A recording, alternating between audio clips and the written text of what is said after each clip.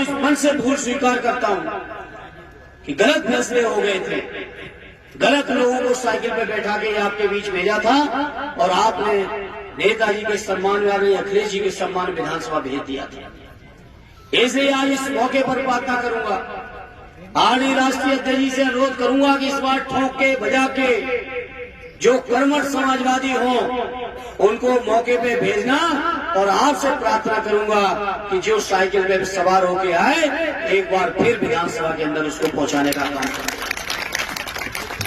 सोचा नहीं था, कल्पना नहीं की थी कि बदायूं आऊंगा, और जब मैं बदायूं में था तो मैंने कल्पना नहीं की थी मुझे आजमगढ़ भी जाना है। लेकिन शायद आप सबका ये इतना आशीर्वाद रहा कि मुझे मैनपुरी, बदायूं, आजमगढ़ तक जहां भी गए वहां के लोगों का पूरा आशीर्वाद, समर्थन मुझे मिलता रहा। और मुझे खुशी है कि मैं आज यहाँ नहीं हूं, लेकिन आदित्य जी को आपने बड़े वोटों से यहाँ से सबने मेहनत करके जिताया। उसके लिए मैं सभी बिसौली के क्षेत्रवासियों आपको मैं बधाई देता हूं।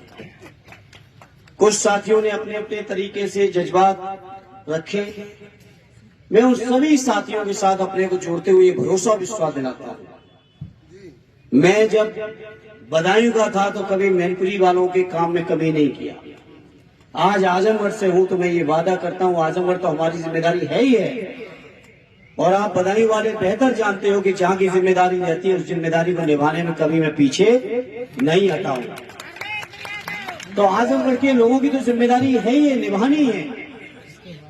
बदायूं के लोगों के भी कभी किसी भी काम आ सकूंगा तो कभी पीछे हटने वाला नहीं हूं, ये मैं आपको भरोसा विश्वास आपको दिलाना चाहता हूं।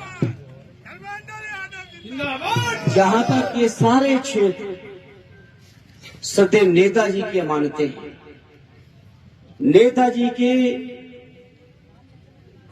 जांचे परखे संघर्षों के साथी लोग हैं, और इस क्षेत्र के लोगों की जितनी भी सेवा कर लूं, मैं पहले भी कहा था आज भी कह रहा हूं, इन क्षेत्र के लोगों की, जनता की जितनी भी सेवा हो जाए, जितना भी विकास कर लो, जितनी भी तरक्की कर लो, जितनी भी खुशहाली ले आओ, तब भी हम समाजवादी लोग यहाँ की जनता के कर्ज से कभी उत्तीर्ण नहीं हो पाएंगे। इतना सम्मान जनता ने दिया, लोगों के पास कोई काम नहीं बचा है।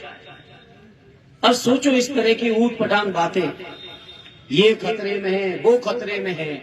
मैं पूछना चाहता हूं बीजेपी के लोगों आपसे, कोई जाति धर्म खतरे में नहीं है, खतरे में है देश के किसान जो लगातार कर्ज की मार से डूबते चले जा रहे हैं, जिन किसानों की फसलों का मूल्य नहीं मिल रहा है, उनकी जरूरत की जो चीजें हैं, चाहे खाद हो, चाहे पानी हो, चाहे बिजली हो, चाहे बीज हो, सबके दाम लगातार बढ़ रहे हैं और समर्थन मूल्य आज तक घोषित नहीं है।